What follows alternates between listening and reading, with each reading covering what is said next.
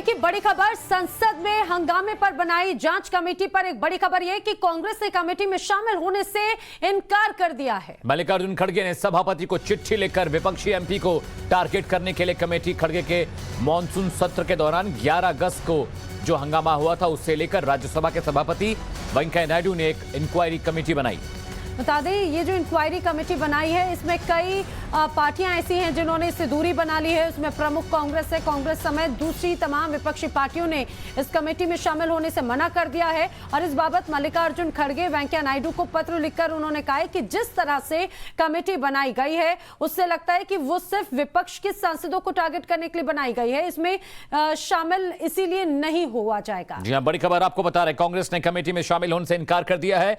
मल्लिकार्जुन खड़गे ने सभापति को एक चिट्ठी लिखी, इसमें कहा गया कि विपक्ष एमपीओ को टारगेट कर रहा है, इसलिए इसमें शामिल होने का कोई तुक नहीं है। मॉनसून सत्र के दौरान 11 अगस्त को जो हंगामा हुआ उसे लेकर राज्यसभा में एक कमेटी गठित की गई है जिसकी इंक्वायरी होगी और ये देखा जाएगा कि किस तरह से कांग्रेस और दूसरी पार्टियों ने राज्यसभा और लोकसभा की कार्रवाई को नहीं चलने दिया और इस बाबत एक चिट्ठी लिखी गई है, कमेटी बनाई गई है। लेकिन उन्होंने कहा कि भाई ये जो कमेटी बनी है ये सिर्फ हमें टारगेट करने के लिए बनाई गई है। रंजीता का रुख कर लेते हैं। रंजीता, चिट्ठी में और क्या कहा गया है, जरा विस्तार से समझाइए। और कांग्रेस के अलावा और कौन से ऐसे दल हैं जो इस कमेटी में शामिल नहीं होना चाहते, उससे दूरी बनाई हुई है?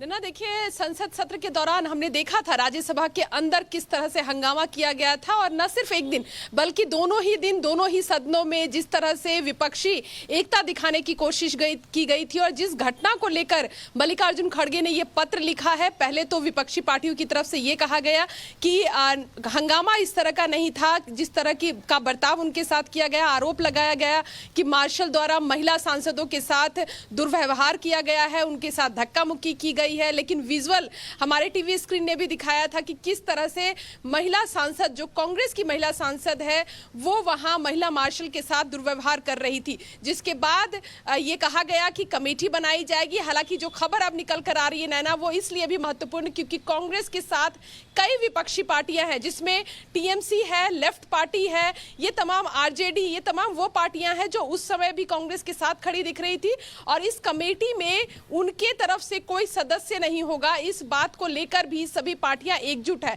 मल्लिकार्जुन खड़गे ने अपने पत्र में जो वेंकैया नायडू को उन्होंने पत्र लिखा है उसमें साफ तौर पर यह कहा है कि सिर्फ ये जो पूरा मामला था उसको रफा दफा करने की कोशिश की जा रही है, संसद के अंदर सांसदों को बोलने नहीं दिया जाता। ठीक है रंजीता, बहुत बहुत शुक्रिया इस अपडेट के लिए। तो बड़ी खबर यह है कि राज्यसभा में हंगामे के लिए जो कमेटी बनाई गई थी, कांग्रेस ने उसमें शामिल होने से इनकार कर दिया है।